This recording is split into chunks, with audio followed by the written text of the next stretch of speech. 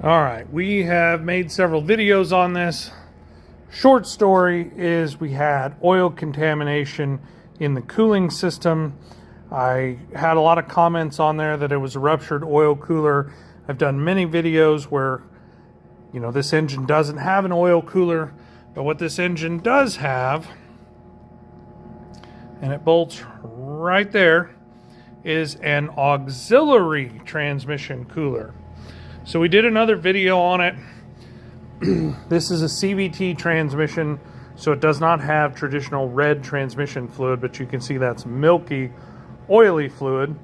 And there are a bunch of these on Amazon or eBay for like 40 bucks. But we went to the mothership, and that is the part number, in case you're in the situation and you need one of these. And we got a factory auxiliary transmission oil cooler, came with the O-ring. So coolant goes in these two larger ones. And the reason I did not use the Amazon ones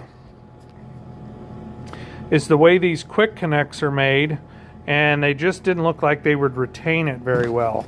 So when we apply air in one or the other of these bigger connections, it actually pushes transmission fluid out of these connections. So I looked on the internet. I do have the ticket right here. It is $333.60 was what I paid for this particular auxiliary cooler. But if you have a vehicle and you're getting oil in the overflow or in the radiator or whatever, I really missed the diagnosis on this one. This is my personal vehicle. It's not for a customer, just so we're clear. And I was intent that it was oil in there, and there was not an oil cooler, so I was under the impression it was internal engine. It was not. I was incorrect.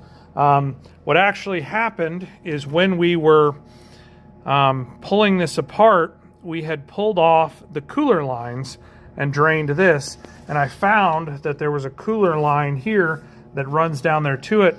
I could physically smell CVT fluid, and that is what led me to this diagnosis, as well as once you got everything out of here, you could see it, which I could not see it from up top or underneath. And so that is the conclusion. We'll probably get this running this week. I'll do one more video and I'll let you know how that goes.